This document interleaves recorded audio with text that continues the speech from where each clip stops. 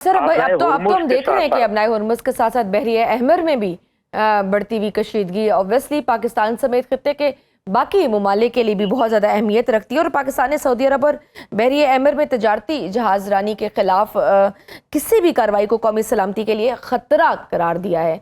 क्या समुद्री रास्तों का ये बहरान मुस्तकबिल में तवानाई और माशी मसाइल को मज़ीद बढ़ा सकता है, और इस पूरी सिचुएशन में पाकिस्तान किस तरह से अपनी खारजा और दिफाई हिकमत अमली को मुतवाज़न रख सकता है? मेरे ख्याल में पूरी दुनिया की आंखें पाकिस्तान के किरदार के ऊपर मरकूज हैं और वो पाकिस्तान से उम्मीद कर रहे हैं कि कोई किरदार अदा किया जाए। लेकिन देखिए, Pakistan can not play as a guarantor तो नहीं। ये आपके साथ याद है कि मेरी पहले भी बात हुई थी, तो मैंने कहा था जब तक कोई गारंटी नहीं होगी ये जंग थमेगी जरूर, लेकिन ये मतलब टल जरूर जाएगी लेकिन थमेगी नहीं। तो अभी भी आप देख लें कि वही सिचुएशन के ऊपर हम back to square one position पे आ गए हैं।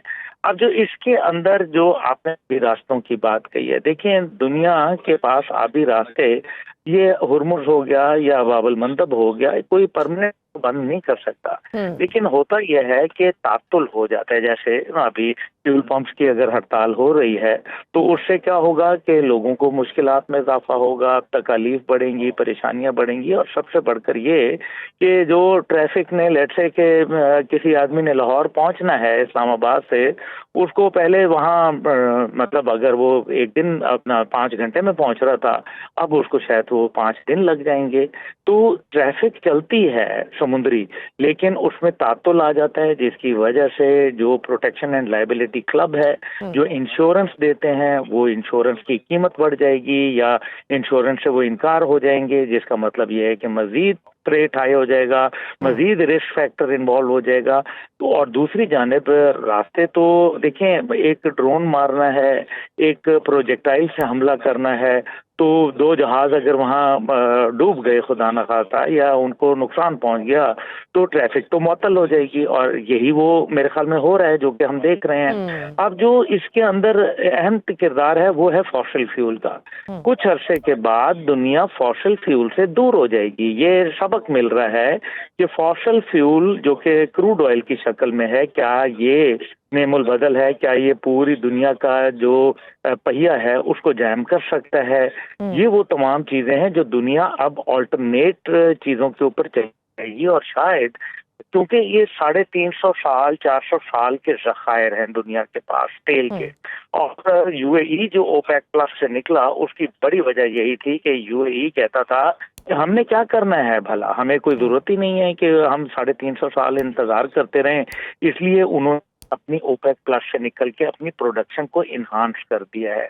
इसलिए आइंदा शायद कुछ अरसे में मैं जो प्रिडिक्ट करना चाहता हूँ वो ये कि शायद दुनिया अल्टरनेट एनर्जी सोर्सेज को तलाश करेगी, और शायद ये फॉसिल फ्यूल और चंद दिहाइयों बाद लोग निकालना भी बंद कर दें, इसका कोई मकसद ना रह जाए, इसका कोई जरूरत ना रह जाए।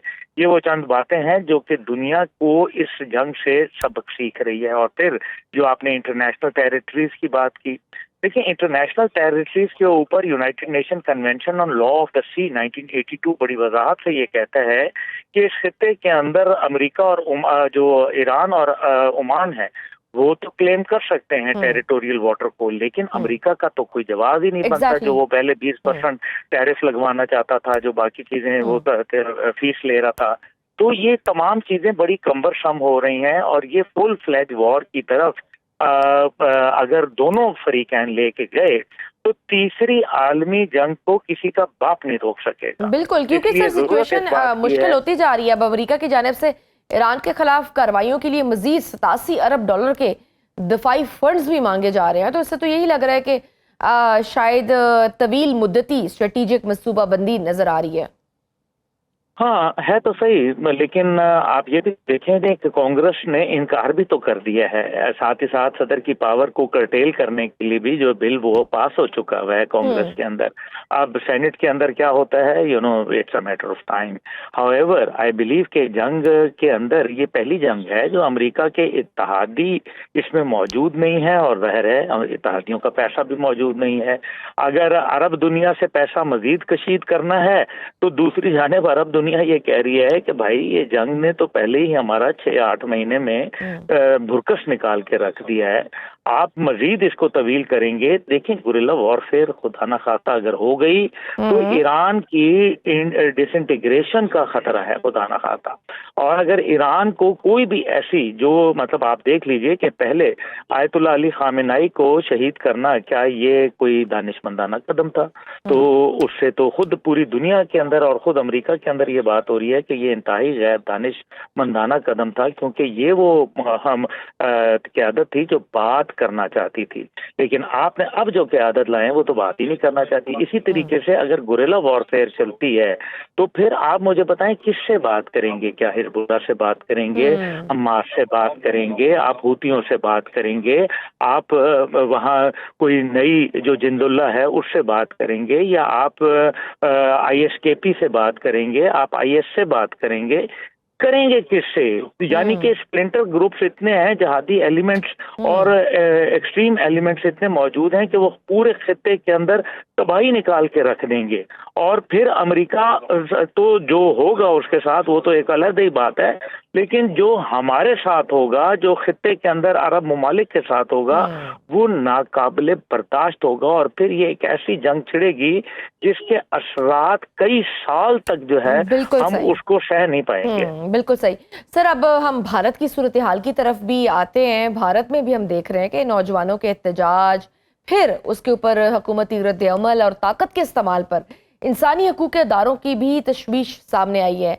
आपके ख्याल में ये वाक़यात भारत के अंदर बढ़ते हुए सियासी दबाव की निशानदेही कर रहे हैं? क्या आपको कोई एक और जेनजी रेवोल्यूशन नज़र आ रहा है कुछ इस तरह का, या आपको लगता है कि रियासती इदारों की साख के लिए आप ये मामला किस तरह देखते हैं?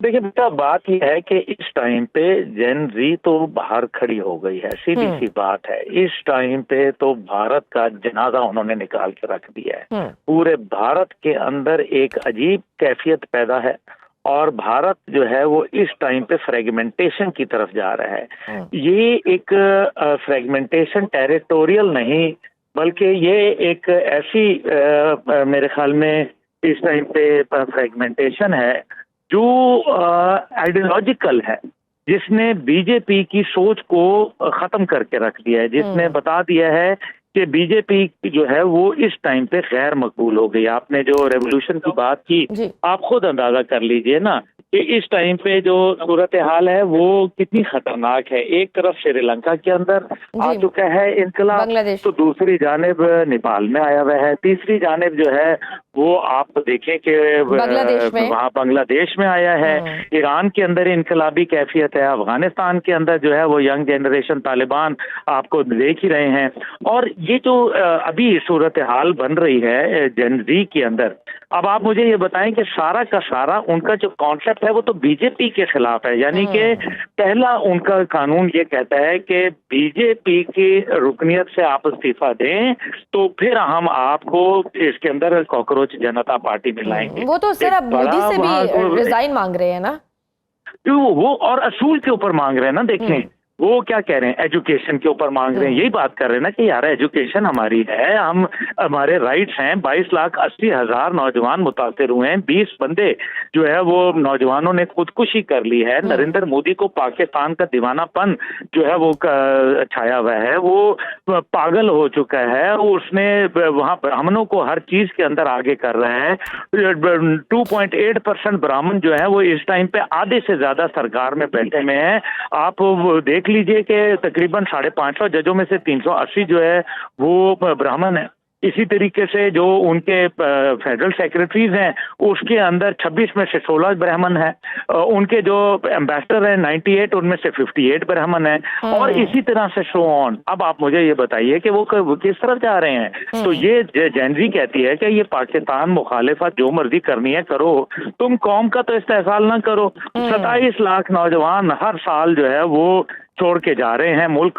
इसके अलावा सर अगर किसान भी इनके साथ मिल जाते हैं तो वो मजीद बढ़ जाएगा। आपको क्या लगता है अब जो मोदी हुकूमत गुज़िश्ता बरसों से भारत को एक मजबूत आलमी ताकत के तौर पर पेश करती रही, वो तो हम देख रहे हैं कि वो किस तरह से वो बबल बर्स्ट हुआ है।